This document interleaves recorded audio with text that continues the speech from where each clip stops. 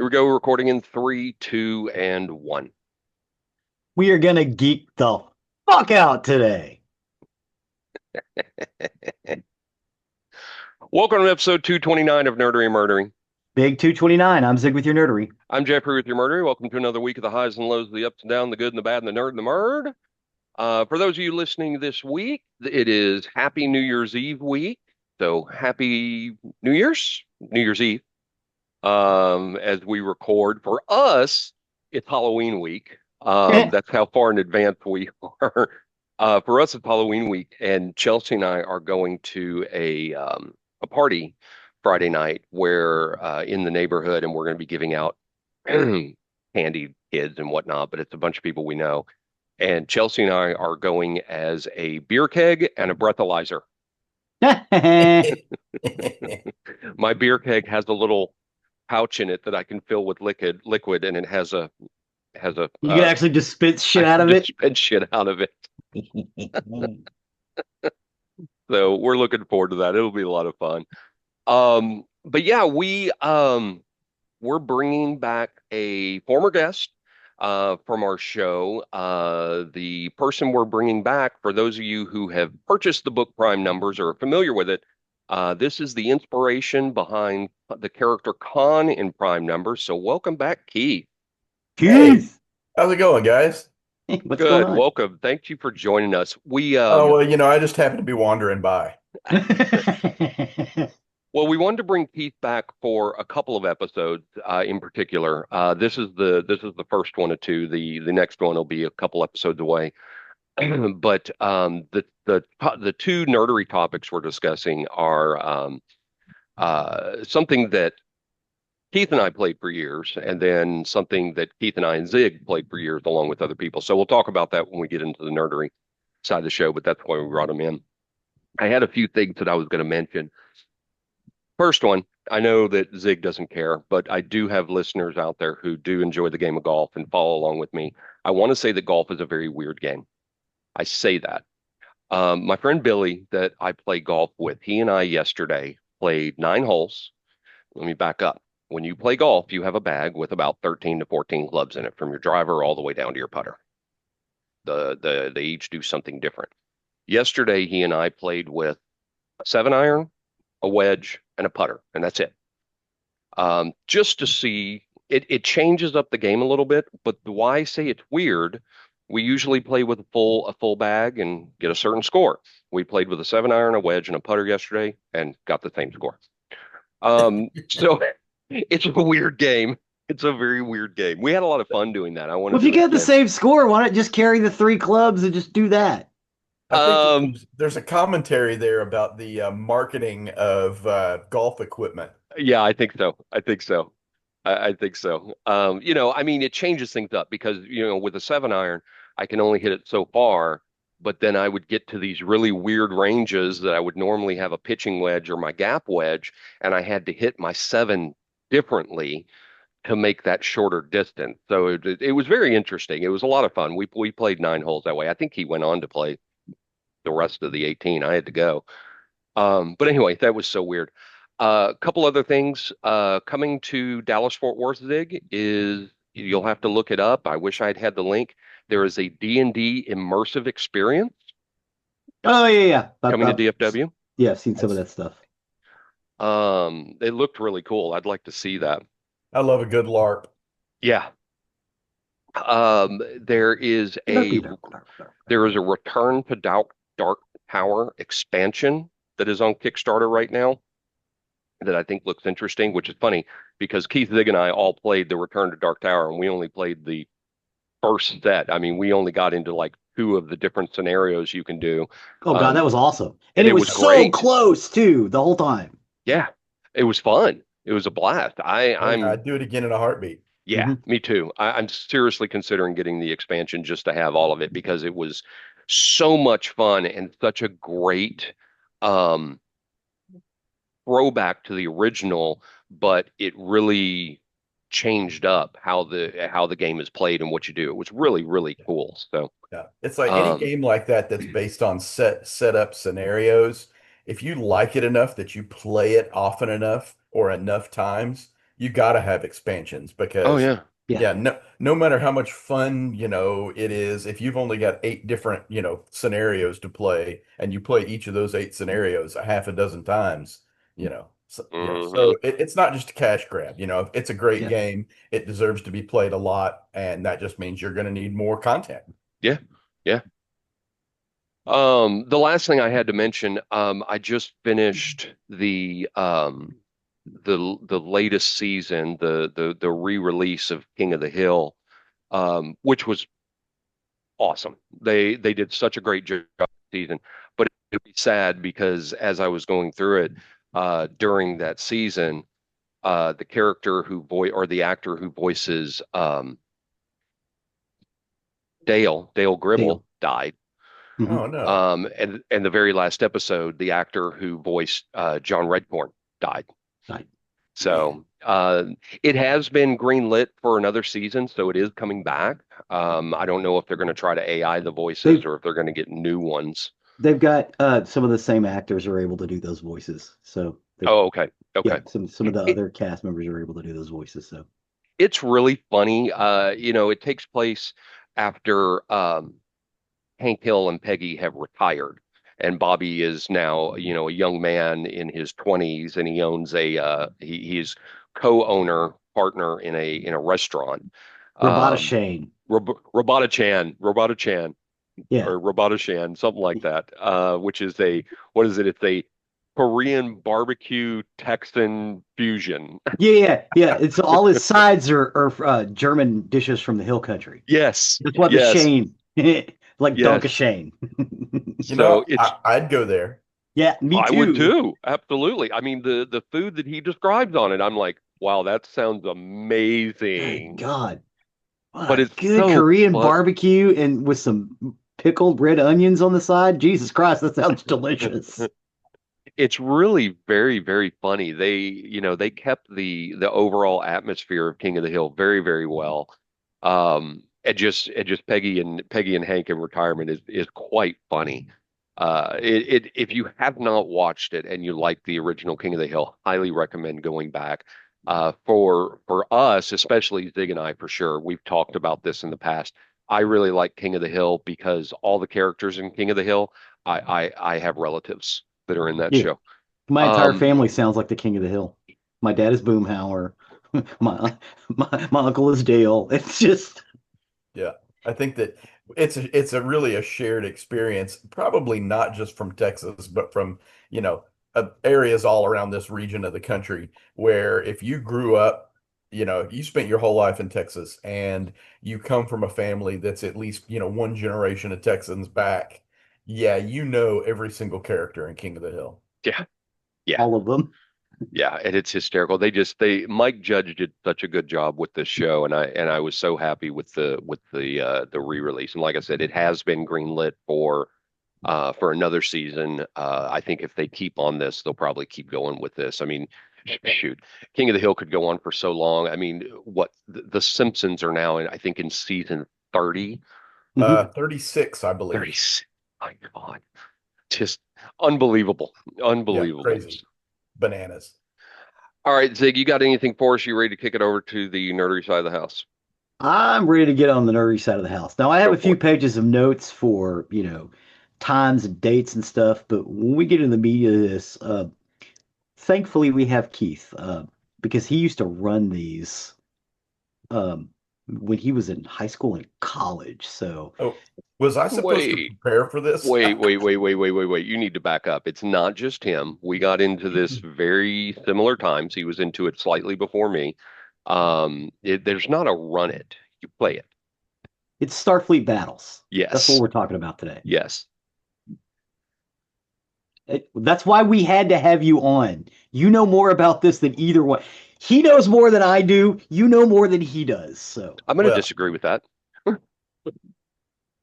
You kidding me? So, okay, let me take the pod back machine. And Keith introduced me to Starfleet battles. Um, we played for a little while, and uh, Keith is a very strong-willed person. Um, and after we played for a little while, his comment to me, and I'm loosely quoting was, "Say, man, go get your own rule books, or you can't play with me no more."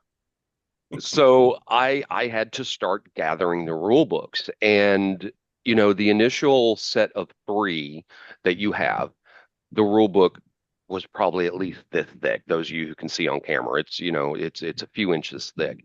Yeah, mine, And you combine all the rule sets together, and I believe that mine were in a 2-inch binder. yes, yeah. And then you start getting the expansions that you add in. You get the errata that you have to add in, all the various things. And I spent a lot of time studying that rules manual, like I was having to take it for a class, like I had a Right. test. Because one of the things about Starfleet battles, if you want to be good at it, you better know backwards and forwards how a ship works. Right. And, to your point, I want to say that, because of the exhaustive reading of this voluminous set of rules, I think Starfleet Battles was the first time anybody ever called me a rules lawyer, which is, which is a name that has, followed me around ever since. Yeah, And yeah, in amongst my gamer circles anyway. yeah. I can agree with that. All right, so a little bit of information on Starfleet Battle. It is a tactical board war game set in an offshoot of the Star Trek setting called the Starfleet universe. It was originally created in 1979 by Stephen V. Cole. It has four major editions. The current edition is published by Amarillo Design Bureau as Starfleet Battles Captain's Edition. Starfleet Battles is a ship-to-ship warfare simulation game which uses cardboard counters to represent the ships, shuttles, seeking weapons, terrain, and information on a hexagonal map. It is a game system for two or more players. There are some solitaire scenarios. Typically, a player will have one ship in a game, though they can control an entire fleet if they can keep track of the paperwork and options involved. Multiple players can play as teams, with each team splitting up the work of running a squadron or fleet, or a free-for-all fight can be run. Ships represented in the game are typically starships from such classic Star Trek powers as the Federation, the Romulan Star Empire, the Klingon Empire, or purely Starfleet creations such as the Hydran Kingdom or Interstellar Concordium. The game system uses an impulse-based turn system, which is a departure from the traditional I go, you go alternating system used by most wargaming. A ship's speed determines how often and when it can move based on a 32 impulse movement chart. Generally, a unit only moves one hex at a time, making 32 the maximum speed in the game. Similar systems are used in games such as Steve Jackson's Car Wars, which uses a five-phase system and is designed to more realistically simulate unit movements in an environment where the units can move a great distance of the time needed for non-movement functions like weapons fire to occur. It was based on the Star Trek universe of 1979 and includes elements from the original series, the animated series. Federation elements were heavily based on concepts from the Star Trek Starfleet technical manuals. But unlike the mainstream Star Trek universe, Starfleet Battle seems to consider some, but not all, of the animated series as being canon material sources, thus leading to the inclusion of aliens such as the Kzinti, Yeah. because they were in the animated series, which we've Can talked about before. can I add something here, Zig? Yes, please. Yeah, so my recollection is that when Amarillo Design Bureau or whoever, wrote the first edition of Starfleet, they were only able to license like the IP and images of like the original series from 66 to 69 and the animated series from 72 and 73. Hmm. So what you've got is you've got this version of Star Trek that although it has advanced over the years, it's a um still looks it has the look and feel of the Kirk, Spock, McCoy era original Enterprise, not even the movie stuff, like the round nacelles and the 60s model looking ships. It's got a very interesting sort of a design palette because they've had to expand for years and years using this same, um, well, like I said, the same design language. Yeah. So it's been very interesting, and it's why I think a lot of people maybe won't play Starfleet battles because they get into it, think because they, say for example, they grew up watching Next Generation. Well, Yeah, there's nothing from Next Generation in Starfleet battles, that kind of thing. yeah. It's just with the publication of the Starfleet Battles of the Star Trek universe have diverged considerably. As Keith said, the resulting diverging worlds of Starfleet battles is known as the Starfleet universe. So it's different. There's several notable games set in the universe, including Starfleet Command, um, which combines parts of SFU with parts of the canon Star Trek. The role playing system setting Prime Directive, currently available for GURPS and D20 systems, the card game Starfleet Battle Force, and the strategy game Federation and Empire, as well as the recently released Federation Commander. So those are all kind of set in the universe. But as Keith pointed out too, you basically get the monsters and the foes from animated and regular series. So you've got like the Doomsday Machine or the Space Amoeba from the Immunity Syndrome. Um, Starfleet Battles was originally published as a pocket game in a Ziploc bag as Task Force Game Number 4 by Task Force Games in 1979. Steve Cole later recalled the design of Starfleet Battles began during 1975. Jim Brown and I were playing a lot of Jutland one afternoon, and I was studying the Jutland battle that was in progress on my floor. When the Star Trek rerun of the day came on, I began to consider the possibility of doing a space game centered on the Jutland system. Uh, Panther was in operation at the time, and I had vague thoughts that I could somehow get a license for that game. Um, You got the Milky Way galaxy. It's divided into 24 sectors, each with a Greek alphabet. You can have things like ion storms. There are five void sectors: Epsilon, Iota, Pi, Upsilon, and Omega, where stars and planets' density is low, which tends to generate large ion storms and radiation clouds. This is something you kind of want to avoid.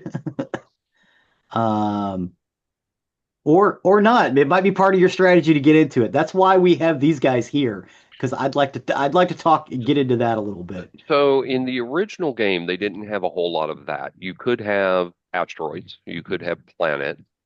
They didn't have a whole lot of ion storms that I remember. Mostly it was ship to ship combat. You could have obstacles out there, a space monster if you wanted to do that. There were definitely quasars and nebulas. I remember Yes, that. I do remember that. And I don't remember what happened if you went to them. If if weapons functioned differently, shields didn't function the same. I'm not sure. Um, but yeah, the basic set was you took a ship or a fleet of ships. A lot of times it was just pull out a couple of swords and here you're going to go ship to ship, or do a fleet, and they could be small to large. The big thing back in the day for us was the Andromedan invasion, Operation Unity. Operation Unity was the name of that, where everybody in the galaxy combined forces to go up against the Andromedan, which were these big, bad to the bone ships that did not have shields. They had PA panel, power absorber panels that basically absorbed energy and was able to, act as shields. Operation Unity was a huge, huge battle that Keith and I never got a chance to play. We tried to So put many that times. together, because you had to have three maps, that all had battles on them that eventually led up into the Andromedan cloud, where you then had another battle. But it was so massive, so big, we were just never able to get together the resources and the people to do that one. Right. Well, it's like Zig said in his introduction, right? Typically, you've got somebody playing one ship, or at the most, like a small squad of ships, right? Hmm. And as I remember, Operation Unity had massive fleets, right? Um, there would be like on one map, I think there was like, 10 ships from the Klingons just by themselves, and then another 10 ships from three or four other smaller powers from that region of the galaxy. And then there were two other regions, one of which was led by the Feds and one of which was led by the Romulans, and they were the same. And so there might have been 20 or more ships on, that you would have to keep track of in one battle, which two people just can't do that, you know. And you talk about 20 ships on a map went up again, and that's the Allies went up against 5 Andromedan. Right, right, because that's how badass they were. Yeah. Okay, so in playing Starfleet battles, you're in charge of one ship or a squadron. How big of a squadron can one person control? We Or talking a four or fleet. five? Or a fleet. Well, it theoretically, if you can keep up with all of it, you could squadron a fleet of 20. So It, You have a dreadnought, a carrier, it's heavy cruiser complement, destroyers, light cruisers, all along with their complements of PF ships, fast patrol ship, fighters, yeah, yeah, but one drones. person, it sounds like one person can't keep up with 20 ships at a time. It sounds like it's more exactly, like yeah, that's the point we're five making. or less. Yeah, yeah. If we were talking about a video game, we would be calling that game a spreadsheet simulator, right? And I know you know the type, Master of Orion 3 is a classic example of a game where they just made it into too many, way too many numbers that you had to try to keep track of. Yeah. And after you got a few ships, it just wasn't fun anymore because you just couldn't keep track of everything anymore. Starfleet Battles is kind of in that same mode, only on paper, right? Um, you win or lose games on power management, which means that every turn is a math problem. And that's, so every turn is a math problem for every ship that you are controlling. Sure. How Um, much how much how much warp, impulse power, and batteries do I need to put towards weapons, shield, labs, shuttle, drone, plasma torpedoes? You've got to you or and APR, the power reactors. I mean, there was yeah, all kinds of different auxiliary power. power reserve or Thank something you. like that. That's Yeah. that's what I was looking for, auxiliary. Um, so you had to allocate per ship. This is how much warp I have. This is how much impulse I have. This is how much APR I have. This is how much batteries I have. Um, I have to use X amount to power my shields if I want to power them at full, or I could do a minimal and have minimum shields. You needed labs to potentially research other things. Oh, you could put power to transporters if you wanted to use transporters, because you can use transporters as a type of weapon depending on how you use it. You go to the Lyran Empire, you've got the expanding sphere generator. I need to put power to that. You've got the Romulans. You got to put power to your plasma torpedoes. And Drones, I don't don't. forget the cloaking device.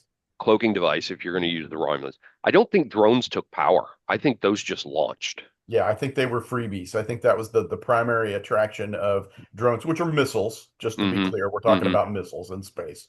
Nuclear Um, space missiles.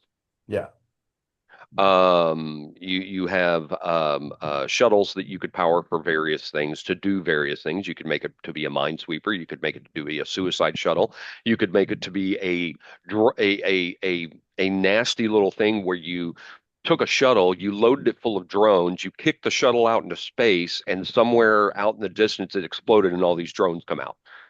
Um, Transport, photon torpedoes, phasers.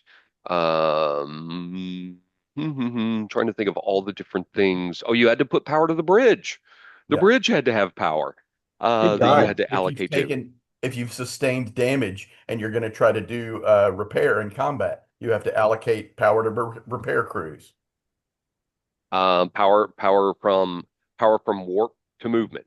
You have to power that, and there's different things you can do with that power too, because you could do X amount of power, but you're going to at a certain point in your movement, you're going to do one of those 360 spins.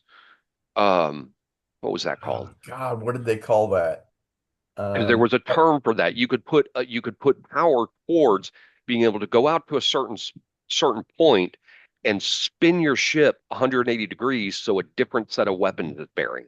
yeah, and if I recall correctly, there was a dice roll Yes, because there was a chance whenever you did that maneuver that you could break your ship up. yes, Oh shit. yes. There was also electronic countermeasures, electronic countermeasures that you could deploy out there. So what you're basically saying is really 5 ships is probably as much as even somebody who's a seasoned player really should Probably, be controlling. Yeah. Yeah, probably because that's fair to say. yeah, because you've got to be able to remember, and this is why, when Keith and I played, we used grease shields that we put our SSDs in, your Starship design sheet, which are how you track everything. And it's these sheets that show a little graphic picture of the ship, and it has all these boxes inside that all mean different You use things. you use grease pencils to mark We them. used grease pencils, right? And then you had things on the side that said what your weapon ranges were and what the damage was, and things for drones and things for shuttles, blah blah blah blah.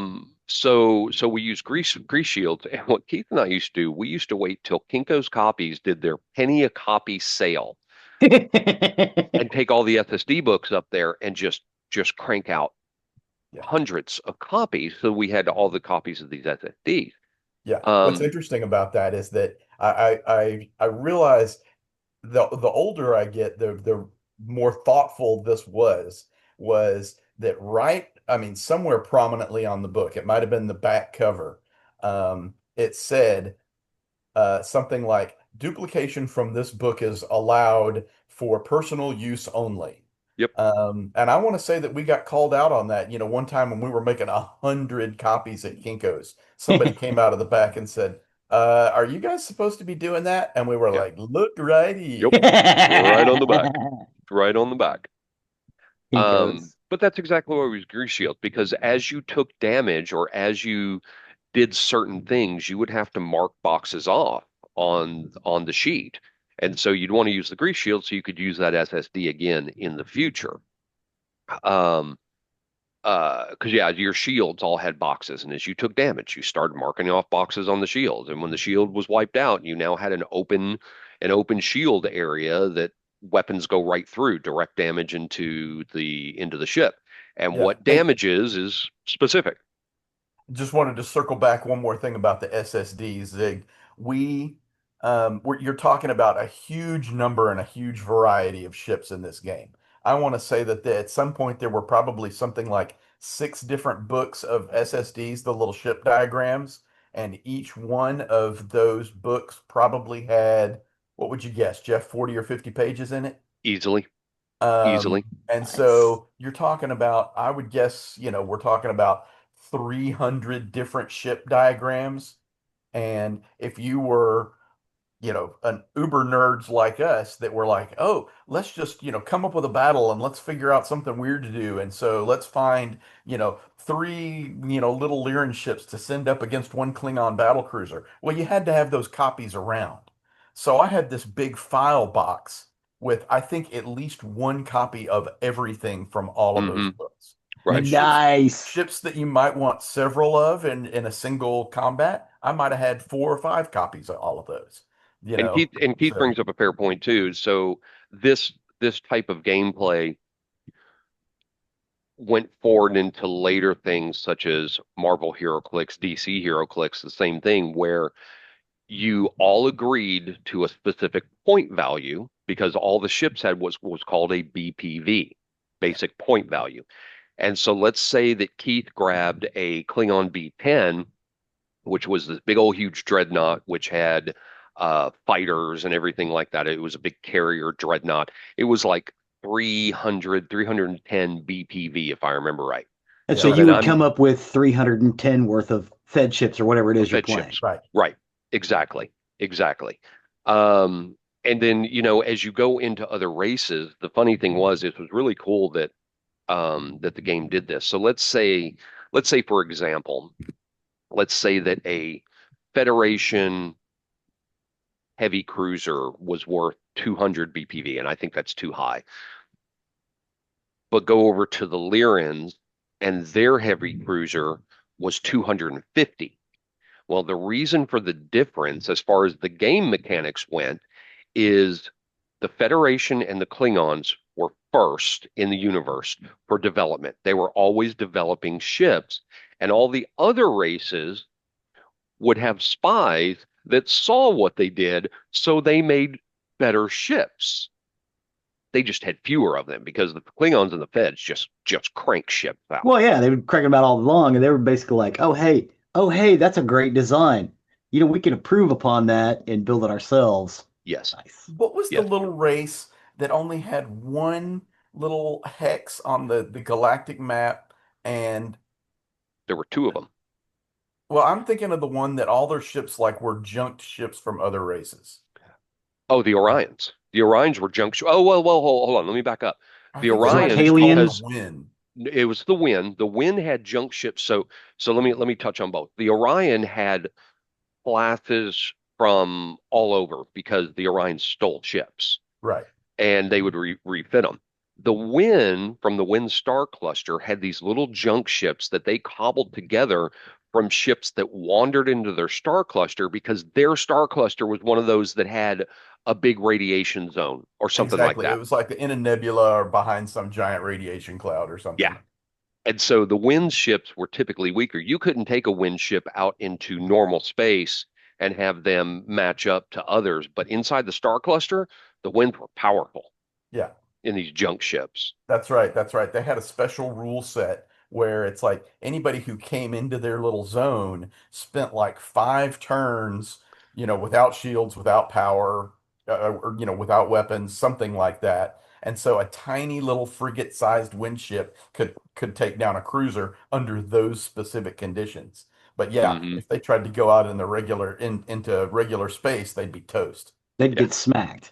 But in their octet or whatever it is, their little star cluster, you're kind of at their mercy. Yeah. Oh yeah. Yeah, and so and that's how you saw the game because you had the big star map which showed all the various regions. And I'm a member of a Starfleet Battles Facebook group now, and they have added so much since we were there. They But have they have released a new rule set called Starfleet Commander. I wanted to point yeah, that out. It's the and newest set, and I think it cleans a lot of stuff up. well, and there's new races out there from when we were on there. But you had the main star map which showed all the locations of all the different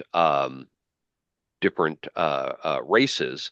Um, and then the star map that you played on was a little tiny subsection of that.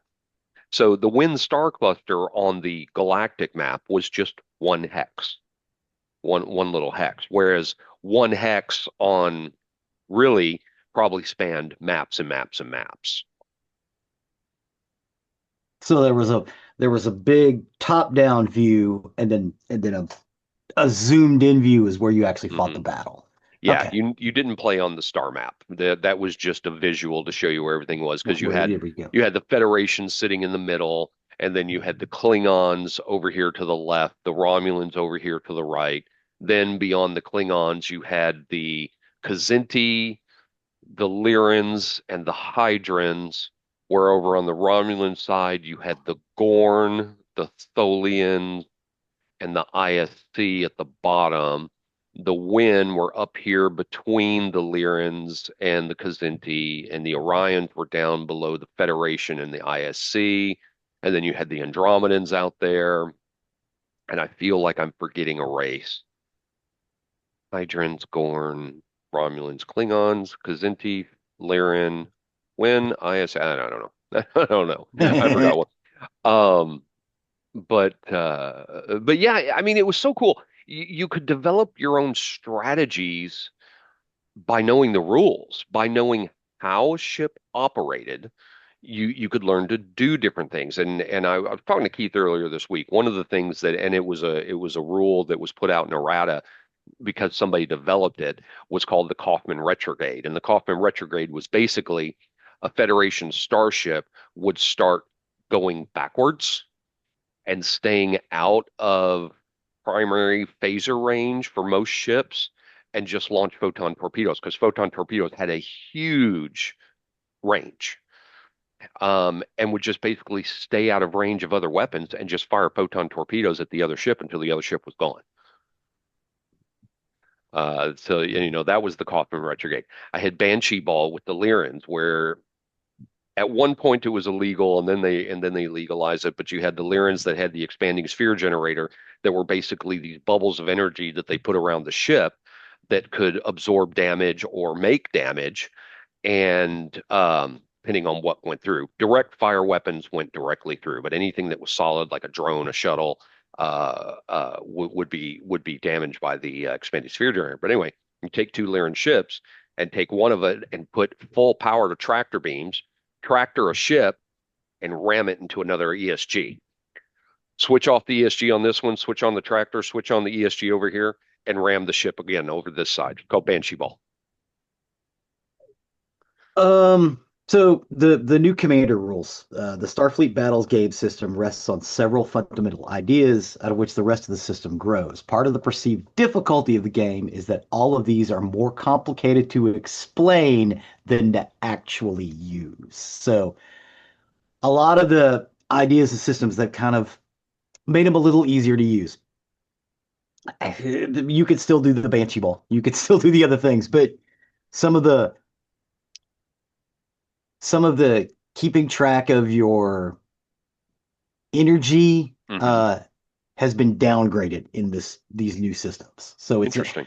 yeah, you're still doing it, but it's not it's like THACO or THACO, right?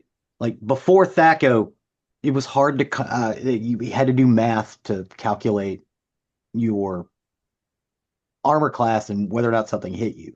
With the advent of THACO and subsequent rule sets in D&D, it was THACO stands for to hit armor class 0. The O is 0. So basically, they do the math problem for you. So all you got to do is plug your numbers in. It's like like getting a formula. Apparently, they're doing that now, so it's a little easier to get into. But you still got all the geekery going on. Well, as Keith said, it is still a math problem, oh yeah, but some of the formulas are already in place. and being a rules lawyer and knowing the rules backwards and forwards was so key, which is why they used to have to come out with errata to sometimes fix things because you could learn how to do certain things. One of those was, let's talk about the transporter bomb. So the transporter bomb was something that you would use a transporter and transport a bomb somewhere out on the map. And you would mark it on your sheet because you couldn't really see it. And when a starship entered that hex, the transporter bomb would go off. The problem with using a transporter bomb is you have to lower your shields in order to do that, which means your shields are down for an entire turn. Well, what somebody figured out was, why don't I just take the transporter bomb and kick it with my foot out the back shuttle bay and just leave it there? And that was legal. So you didn't have to Like lower your shields. it's a mine. Yeah. Oh, and they had mines too. But yeah, you just kicked it out the back of your shuttle bay and went on about your merry way. You did not have to announce that to the other player that you've dropped a transporter bomb and wait for them to just run through that hex and boom, it goes off. I love this game. I can tell. I did. I love this game. Um, so some of the rules now they've also decimalized where you can find the rules. So in the new subsets, it would be D6.683, which you can look up in the books themselves. So they give you a set of, hey, this is what this is covered in. So you can it's easier to find them so you don't necessarily have to memorize everything, which I think is helpful to get more people into playing the game. And there are exception rules, but again, like the Banshee Ball, like the Transporter Bomb, Oh, we to could make riff it, for an hour on all of the different unique little things that different races can do that yeah, nobody else can do. Hmm. exactly. I mean, Hmm. that's what part of the draw of having like this big galaxy with 10 or however many Yeah, races in it is that everybody's got something unique to them. Hmm. something that they Hmm. figured out that nobody else did. Yeah. Sure. And you had to know strategies against different foes because for the Romulans, for example, let's throw cloak out the door for a minute. If they're using cloak, it makes it even tougher. But when you're playing against a Romulan, being able to stay away from it and hit it from long range was fairly important because if you get even the smallest of Romulan starships would have what's called a plasma R on it. And the plasma R did heinous, nasty amounts of damage. If I remember right, 50 points of damage. Yeah, 50 points of damage. And if Which, you have just to a, put that in context, that would basically wreck a cruiser. oh yeah, if it hits, Yeah, but with a plasma torpedo, the farther it has to go on the map, it starts decreasing in damage level because yeah, it's running out of fuel. Alternately, as the plasma torpedo, because it is a little token on the map that moves, you can hit it with phasers and further decrease its power. So staying away from a Romulan was pretty important. But I would assume that in some cases, in some other species or groups or powers out in the galaxy, getting in close would be better. Oh yeah. Klingons need to get close. Their weapons are relatively short range. Yep. They're short range and fast firing, and if you're playing a Klingon ship, you're looking for a knife fight. Okay. Okay. Well, that makes sense. Yep. Whereas Yeah, with the 'cause Romulans, you want to use long guns. Yeah. Okay. yes. Yes. And the Federation had those long guns with their far-reaching photon torpedo, which was a direct fire weapon. Even though if you watch the movies, you see it as a solid torpedo, it is a direct fire. Once it's fired, it goes directly to the ship it's going to hit. Whereas a plasma torpedo and a drone, those have little counters on the map that go You around. can move them. Hmm. Nice. Hmm. Yeah.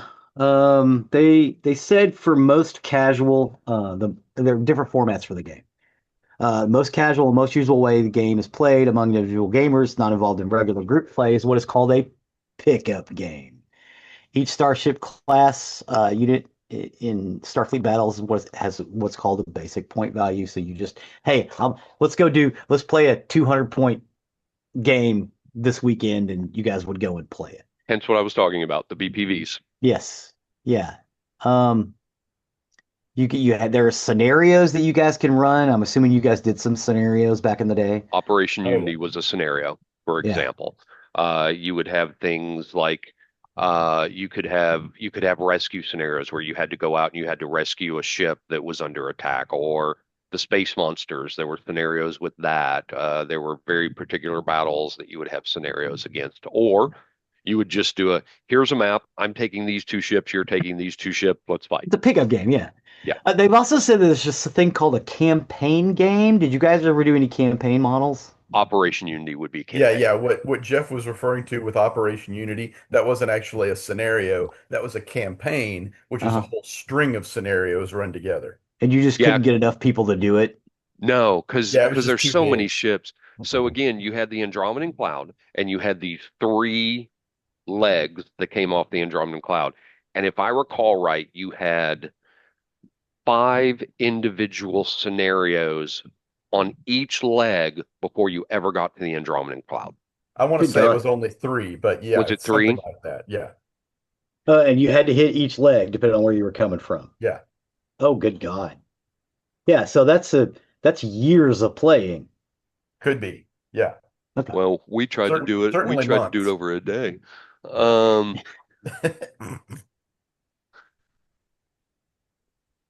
Oh And you remember man. how many times it was like, okay, today's the day. We're going to start yes, Operation Unity. We're going to have everybody yes, there at 8 in the morning, and we're all going to be ready to go. Yeah, that never happened. Did it ever happen? Did you ever get the people there at the right time and start No, playing it, realize it's just too no, fucking long? no, exactly. No, never got never there. happened.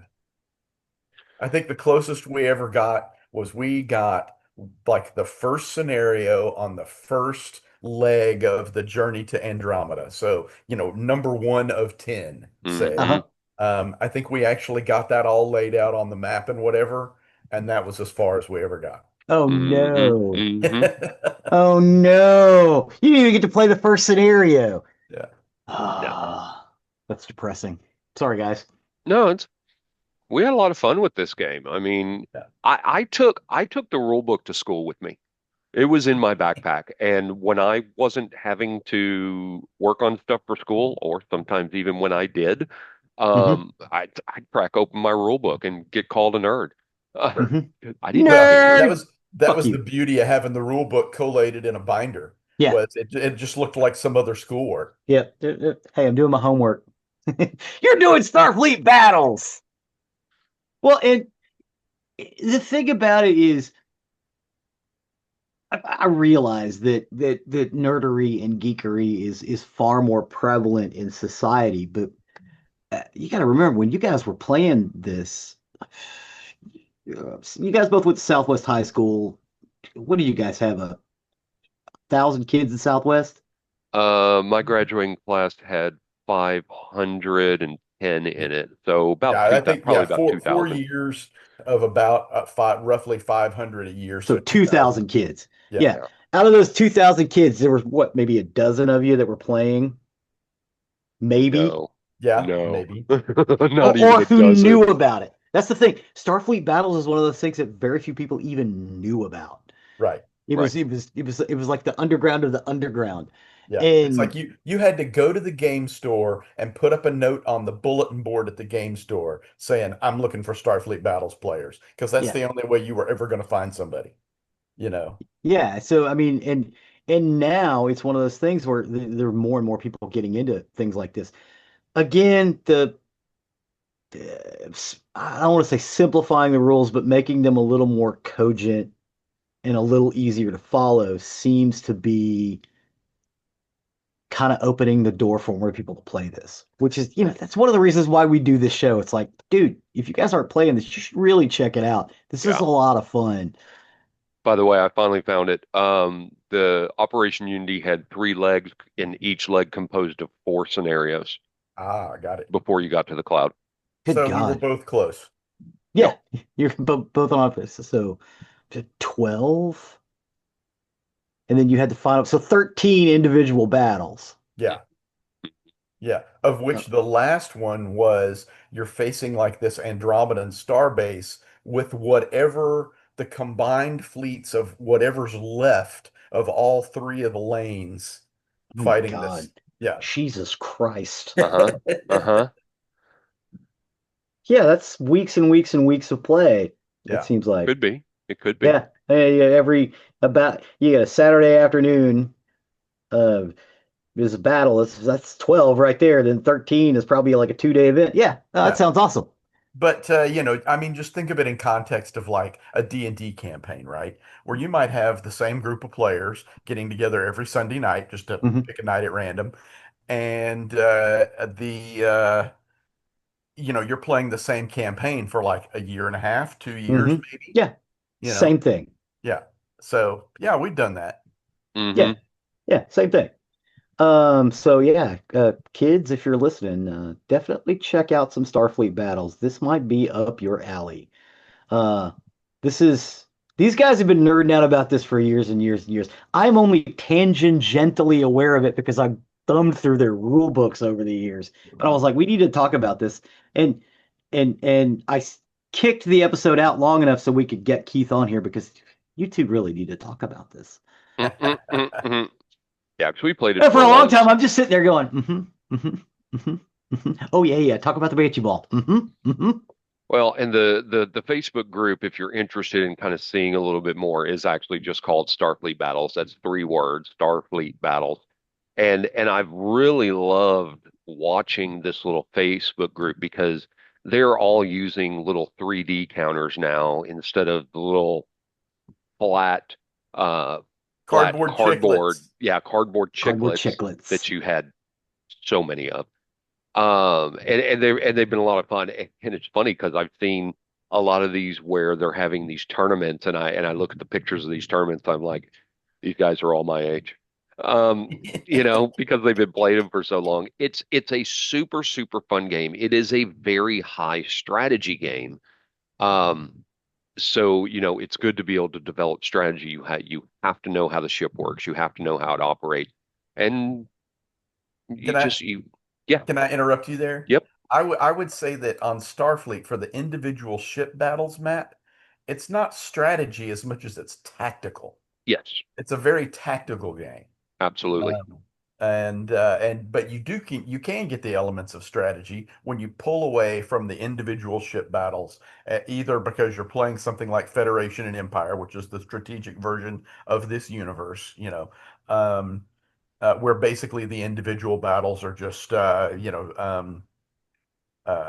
resolved by die rolls. Um, or you're playing a big campaign like Operation Unity or something. But yeah, it's the tactics on the individual ship level that you have to Hmm. be good at. Hmm. Agreed. Agreed. Good stuff. Allocations, allocations, getting stuff done. Yep. Well, thank you so much for coming along and talking about this. Yeah. Unless you No. guys want have more, if you guys have more, let's. I'm all Uh, ears. yeah, I could talk for probably about 4 hours on Starfleet battles. Yeah, Maybe yeah, we ditto. don't need. Yeah, maybe we shouldn't Um, do a 4 hour. no, Is I there think anything we'll. else that you feel like needs to be explained? No, just for our listeners' edification, if you were curious, the main races that Keith and I played, he played Romulans, I played Lyrans. I liked the Lyran ship. Yeah. They were a lot of fun to play. We had a friend Paul who mainly liked the Feds or sometimes the Klingons. Our friend Clayton, who does listen to the show, he loved the Gorns. Our late friend Roger loved the Win. Um, which is actually how he got his nickname Fusion was from the Winds because there was a fusion beam that was actually from the Hydrans, but the Wind used it too. But yeah, we had several friends who played this. Jim played, didn't he? Yeah, Jim, I was going to ask if when you and I were playing, was Jim playing with us? I couldn't remember how much overlap there was there. So I didn't play with Jim much. I played with Jim a few times. Jim was a master strategist. Yeah, He he was was a badass. master He was the guy to at beat that. at this Yeah, game Oh yeah. yeah, amongst our circle. master at it. Who would Master he at it. take, or did it matter? Jim generally took the Feds, I think. Yeah, I think he and Paul kind of like to trade off on Feds and Klingons. I think so. I think But so. yeah, it's like everybody, I mean, you could play whoever you want. I mean, Yeah, it wasn't like a Right. character in D&D where you're expected to play the same, yeah, race No. every single time you play. It's just every people would get an affinity for the particular ships and Yes. tactics of Yes. some particular race. And I yeah. think that that was largely down to the fact that because there were so many rules and so many things to be done, you really had to focus. You had to pick somebody Yeah. so that Yeah. you could get good at their, At their stuff, yeah, Yep. their at their stuff. And tactics, their strategies. Yep. Okay, well, that makes Yep. sense. Paul liked the Kazini too. He loved the Kazini. oh yeah, yeah, that's right. So yeah, but Keith's absolutely right. It just helped with your focus on, what tactics you were going to use. It was best to focus on a singular race because they each had their um own different things that you could really focus on. So great one, Zig. I appreciate that. Sure, sure, sure. I thought this was going to be fun. Yeah, Thank you for fun for us. Fun for us coming at on any and rate. talking about it, Keith. Appreciate it. Yeah. Yeah, no, thanks for having me on. This is great. With that, I will step over to the murdery side of the house. Murder. For today, I got my information off the Arizona Republic, Wikipedia, ABC 15 News, NBC News, and Fox 10 News. And this is the story of Richard Kenneth Djerf. Richard Kenneth Djerf. So I recently came back from a trip from Phoenix, and as the news was on one morning, I saw that the state of Arizona was about to execute someone, and it flashed the name up on the screen. And I said, "Oh, I probably need to look that up." And my sister went, "Oh yeah, you so need to read about this one, because this is a case about obsession and revenge." So Richard Kenneth Djerf, he was born in Phoenix, Arizona on November 6th, 1969, was described as pretty much a loner, but he stated that an alleged home robbery of his home was committed by Albert Luna Jr., who was a former friend of his, whom he met when they were working as night custodians at a Safeway supermarket. Hey, Keith and I worked at a Kroger. Okay, bygones. Um, So in January of 1993, Albert Luna Jr. stole several electronic items, among them a cassette player and an AK-47 rifle from Durf's apartment. And originally, Durf contacted police to report the robbery, but decided to commit personal revenge for the home invasion because he was frustrated by police inaction or making any arrest. He felt that he knew who did it. The police should be arresting this person. Why aren't they doing anything? And so he became obsessed with his own revenge. So on September 14th, 1993, Djerf showed up at the Luna home with flowers and forced himself in at gunpoint. Patricia Luna and her son Damien Luna were at home. Djerf held Damien hostage, and then he forced Patricia to load several items owned by the Luna household into his car. And then he repeatedly asked Patricia whether she wanted her or Damien to die first, and also questioned her about the whereabouts of Albert Luna Sr.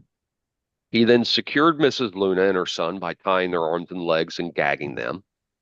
Their daughter, Rochelle Luna, arrived home at 3 p.m., and Djerf took her into her bedroom. He gagged her with tissue paper and tape. He raped and killed her by stabbing her 3 times in the chest and then slitting her throat. And then he returned downstairs and informed Patricia what had just happened. Albert Luna Sr. then arrived home at 4 p.m., and Djerf forced him to crawl into his bedroom at gunpoint. He handcuffed Albert Sr. to the bed, smashed his head with a baseball bat, and then removed the handcuff, believing that Albert Sr. was dead. He then returned to the kitchen with Mrs. Luna and Damon. Albert Luna Sr. regained consciousness and charged Djerf with a pocket knife, wounding him. Djerf then stabbed Albert Sr. through the arm before reaching for his Beretta pistol and shooting Albert Sr. 6 times. He then turned to Patricia and said, "Do you want to watch your kid die, or do you want your kid to watch you die?" And then he shot Patricia and Damien in the head at close range. Before shooting Damien and Patricia in the head, though, he first tried other methods to kill them, including attempting to snap his Damien's neck, which failed, and then electrocuting the boy, which also failed. Before he left, he sprinkled gasoline on the bodies and around the house. He turned on the stove and left a pizza box and rag on the burner to try to burn the house down, but this was unsuccessful. He drove away in the Luna family car where he met his girlfriend, claiming he had been robbed and stabbed by 2 men, and then went to the hospital for treatment. This entire ordeal at the Luna home lasted about 7 hours. Albert Luna Jr., who he was mad at, go ahead. Okay, this is revenge for someone stealing some electronics out of his house? And a gun. What all did they steal? Okay, a gun. And some electronics. But, okay, back up. Not they, Albert Luna Jr., who I have not mentioned in this whole ordeal so far. Okay. I just wanted to make sure that I am following along. Thank you, sir. Yeah. No, he tortured and killed this entire family over 7 hours, but the person he was upset with didn't arrive home until 11:45 p.m. the next day. He arrived, he saw what happened in the house, he immediately called the police. There was an officer, Ernie Britz. He was 36 years old at the time of the murders. He was the first to enter the home. He'd been with the Phoenix police for about 14 years at this point, and he said he had seen a lot of bad things, but nothing like he saw at the Luna home. Britz said, quote, "The father lying on the kitchen floor, and his head was all smashed and blood everywhere. To the right was the mother sitting in a chair facing the 5-year-old boy who was sitting in a chair, both taped to the chair, and she had tape on her face. It was horrific. There were many detectives and officers who say it was the worst crime scene they ever saw, and many declined to be interviewed about what they saw. 32 years have passed since these murders, and Britt said so many lives changed that day, including his partner, who had gone into the bedroom where Rochelle was. Yes, sir. You're waving? Oh, sorry. I'm actually waving goodbye. That's somebody else. Britt said, quote, "We came outside after the house was cleared, and John, my partner, was just heaving, and I said, 'What's the matter?' And he goes, 'Nothing.' He kept saying he didn't see anybody in the room or anything, but obviously he had. It's hard to forget, and it leaves a scar no matter what." Britt's partner was never the same. He quit the department 2 years after the murders, and I guess Keith left us. I thought he was waving goodbye to somebody else, but he left us. He doesn't like the murder part. And a lot of people don't. I understand that. We have people who really, really do, and some that don't.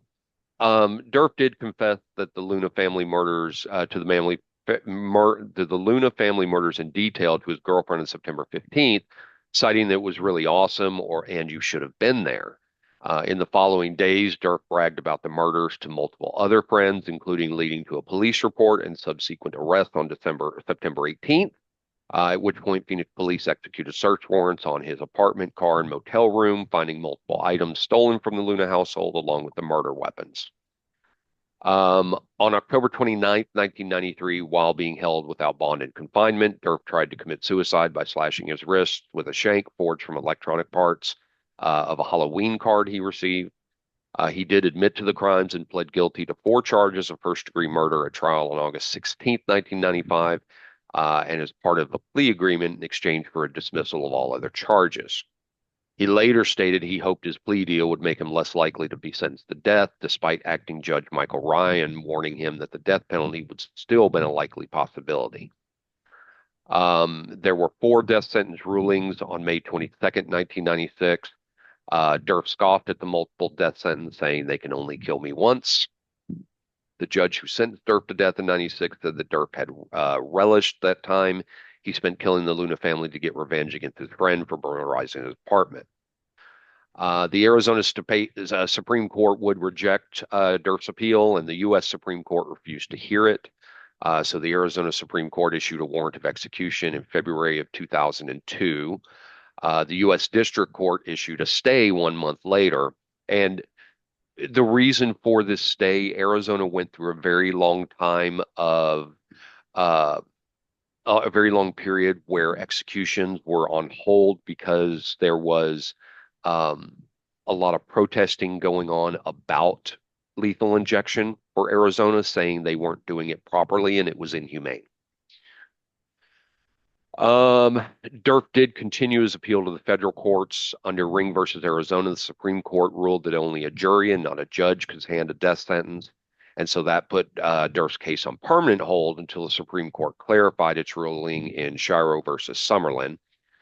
All 3 of these cases, Ring, Summerlin, and Djerf, are all Arizona capital murder cases. In April 2017, the district court dismissed all of his claims and Djerf appealed the dismissal. On July 24th, 2019, the Ninth Circuit Court of Appeals affirmed the district court's dismissal. And as of April 2021, Djerf was one of the 20 Arizona death row inmates who had exhausted all appeals at that time. So this case is significant for multiple reasons. First, under a Rule 11 law, Djerf insisted on the right to fire his legal counsel and represent himself. He had to fight for the right to legally represent himself in court so he could forego a trial and enter a guilty plea. But the court stated that Djerf's high school education was little preparation to defend himself in a major murder trial, so it was dismissed. His case This isn't small claims court, man. No. And his case is often cited as a self-representation case where it's not in the client's best interest to represent themselves as long as the person can prove competency. Yeah. After the execution of Aaron Gunches on March 19th, 2025, it had been speculated that Djerf was next in line for execution, although no more motion seeking a death warrant had yet been filed. Those speculations proved correct when on May 22nd, 2025, 29 years to the day since Djerf was first sentenced to death, Arizona Attorney General Chris Mays requested an execution date. It was initially expected that Djerf would receive his death warrant on October 19th, 2025 for a requested execution date of October 9th.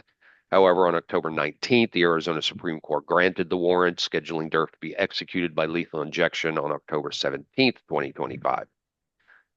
On September 18th, Djerf wrote a handwritten letter to the media in which he apologized for the murders and stated he would not seek clemency from the state for his upcoming execution. The letter said, quote, "If I can't find reason to spare my life, what reason would anyone else have? I hope my death brings some measure of peace." He was executed by lethal injection on October 17th, 2025, the second inmate to be executed by Arizona in 2025. He was declared dead at 10:40 a.m. local time and did not have any last words. County Attorney Rachel Mitchell commented on Djerf's execution in a news release shared by Maricopa County Attorney's office, stating, quote, "There are some crimes so unspeakable, so devoid of humanity that justice demands the ultimate punishment. This is that case. Richard Djerf is a prime example of why the death penalty exists. Today was a final day of justice, not only for the memory of those of the 4 innocent lives he took, but also the only surviving son and extended Luna family who have carried the weight of that loss every single day. This execution, by the way, was the 39th that has happened in 2025 nationwide. Um, I have a we, question. yeah, Do we know if the Luna Kid actually stole the gun and the electronics? apparently yes. Oh, Apparently he that did. was He actually confirmed. did. Okay. He actually did. Okay. We've had debates on this show multiple times about the death penalty, and I won't beleaguer the fact Zig is anti-death penalty. I am pro-death penalty. Zig doesn't believe it's a deterrent. I do believe it's a deterrent. I'm not gonna debate that because I'm just telling you where our sides are. Um, this is one of those that I sit in Zig's court on because we've talked about this so many times. This case was about a man pissed off because another man stole his shit. Hmm. Instead of going after the man, He he went after his chose to family. go after the man's family. And and this is one where it's like your levels don't match. So this guy stole some shit from you, so you went and tortured his family and killed Tortured and killed them? his family. Yeah, including like a 5-year-old. Yeah. So We need to so understand why that guy broke that way. there you go. That's where I was getting to on this. We do have to understand why he broke because the only thing I could get, I looked so much to find out more about his early life and see Hmm. if I could find something because all I could find is that he was described as a loner. I found nothing else about his growing up or his adulthood. Um, to see if we could see something where it's like, oh my God, this is where he turned, this is where he broke bad. Yeah, Because I do not understand how this person went, okay, this guy I know, he stole some of my shit, so I'm going to go torture and kill his family as yeah, revenge. Your levels don't match. They exactly. just don't Why not match. just go steal some shit Sure, I or get your understand. shit back? Sure, You know? I understand he was mad at the police. He was mad at the police, so he took matters into his own hands. Yeah, But going and torturing and killing his family is beyond, is yeah. It makes beyond. no sense. Um, It's not even reasonably. It's not a reasonable crime of passion. If he'd have walked in and just killed them all, that actually makes more sense. Not the You know what I mean? family. It doesn't make any sense to No, me. no, no, no. What I'm saying is the guy's having he stole everything. I'm gonna walk in and I'm just gonna shoot everybody in this room. That actually makes more sense to me because it's a crime of passion. Gotcha. Okay, I'm with you now. I understand what you're saying. Instead I of got you. taking 7 hours?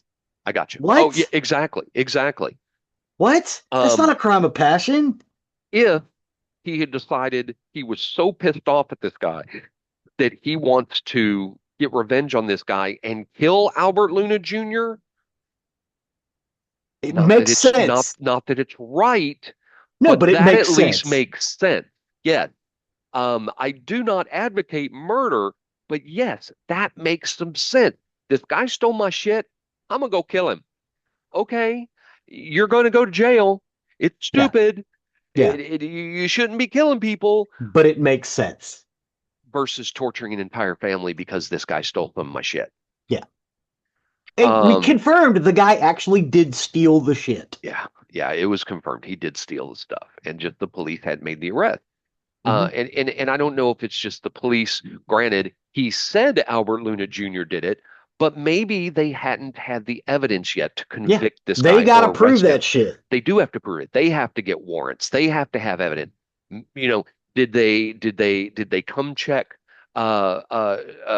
Durf's home for fingerprints for Yeah. what we don't know because it wasn't in any of these stories what the police did or did not do. What we do know is Durf lost his mind because the police were not acting accordingly according to him and he just broke. And so I can only hope in the 39 years or 29 years, whatever it was, from the time he was arrested until he was executed, I hope he was in psychoanalyst throughout that. Yeah. Yeah, Because because you yeah, honestly, it's like, My whole thing about execution is it doesn't benefit society. Right. And It, that's what I said. I don't want to debate that. yeah, yeah, it doesn't benefit society. Understanding why the fuck this guy went nuts, that could help us out way down the road. You don't because Jesus fucking Christ, talk about overcompensation. Right. Um, Hold on one sec. Mhm. Um, that's exactly it. It is. It's overcompensation. It doesn't make any sense. I have said this repeatedly right here at the end. The levels where it's just too much. I don't understand Yeah, the levels yeah, that this happened. So anyway, um, that's the that's story of Richard fascinating. Kenneth Dirk. Thank you for that. That Yeah, one was fascinating. yeah. I mean, like I said, I was just watching the news and they said, Arizona man to be Look, executed Shelley's tomorrow like, morning. "Oh, you need to look this one up." Yeah, and she started telling me what all happened, and I went, "Are you kidding me? The Seriously?" fuck? Yeah. So I was like, "Yeah, as soon as I get home, I'm studying this one." So thank you to my sister Shelley who does listen. Thank you for giving me more information on this because it was absolutely fascinating. So that's the story of Richard Kenneth Durf. Well, thank you, sir. That And if that and was a if you need to look him up, it's Djerf, Djerf, but I believe it's Durf. Durf. Yeah. I think it's a silent J. So, that will take us to the end of another recording week. Before I get into my normal stuff, I would like to remind everybody that my debut novel, Prime Numbers, is for sale now. I am working on getting an audiobook for this. I don't know when that's going to be, but I'm working on it. But it is available in hardback and paperback in ebook. Um, Zig, your copy shipped yesterday, so you will have it by Yay! Friday. Yay! Um, Zig is in the book. I have to say this. It's funny. So there are people that know us, and there are people who listen to the show. Put a pin in that. Remind me, people who listen to the show. I'll get back to that. And people who listen to the show that say, as they're reading the book, they can hear me and Zig, or Zig and I. Mhm. They can hear us in here, which I think is hysterical. We had a friend who knows all of us and didn't understand Randy's character, but 100% understood Zig's character, which I think is hysterical. So do pick up Prime Numbers, available on Amazon. I hope people enjoy it. Zig is working on his book. I have a pause on reading his because we have our other friend, Stephen Boster, who just finished his and is out there. So I want to finish reading that so we can have him on the show. And then I'm going to get back to Zig's. I forgot to do this at the beginning of the show, so I'm doing it here on the end, and hopefully he's still on. When I was in Phoenix, when I found out about this episode, I was at a party and I met this young man named Zach. It's Zach or Zachary, and I apologize. I can't remember if it's Zach or Zachary. But he knows my sister, and he's a listener of our show. And when he showed up to the party, he asked my sister. He goes, "Is he there? Is he here? Can I meet him?" And and he Like you're came up someone and famous. I know, and he came up and he talked to me. I was eating some food at the time, and he came up and he talked to me, and I turned and I was happily talking to him. And he goes, "I'm so sorry, I don't mean to interrupt what you're eating. Please go back to that." And I'm like, "Dude, talk to me. I'm cool. It's all good." And he did. He talked to me like I was some major motion picture star, and it was really cool. But I was happy to talk to him. I thought he was a super nice guy. But he said not only is he a listener, he loves everything about the show, and he looks forward every week to the show. So I thought that was Oh, really that's right. cool. Yeah.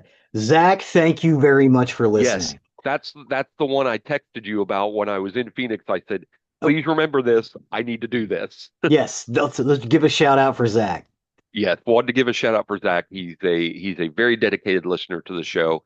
Talked to him for quite a while, about the show and everything. And he's a very dedicated listener. Very glad to have him. So I said I would mention him on the show. And there you go. I meant to do that at the very beginning. Zach, I apologize. Zach, Here you go. Zach, he's a Lego maniac. Thank There you, you Zach. go. There you go. So thank you, Zach. Um, yeah, so if you go to nerdyermurdery.com, that's our website where you'll find information about us. That's our hub. Everything about us, you'll find links and you'll find pictures, and you will also find the link to our YouTube page with Zig So often update. Yes, please go check this one out. There's actually a rundown, all the stuff that we talked about. There's actually a video to show you how to set up and play this game and what you're Awesome. going to need, including the little boards that they were talking about, some visual representation. Awesome. It's a fun game. I enjoyed it a lot.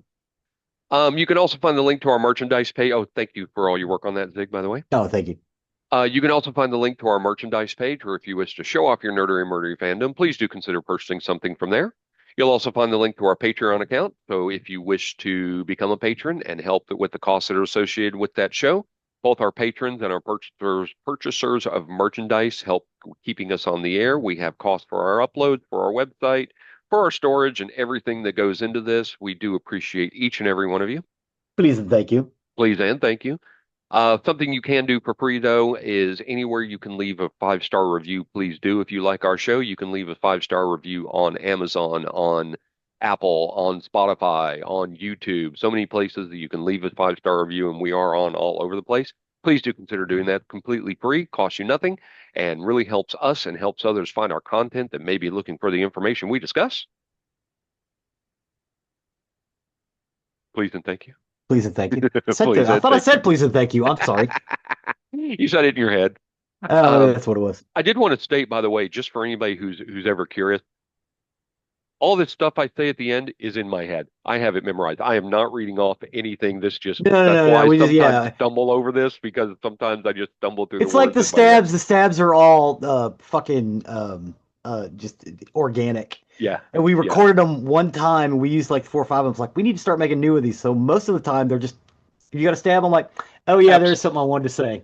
absolutely. I could completely record this end and what I say, Hmm. but I like it to be organic. I like Yeah, even when I stumble over words or yeah, anything yeah. like that, or Or my forget to spelling bee. say please and Yeah, thank you. please and thank you.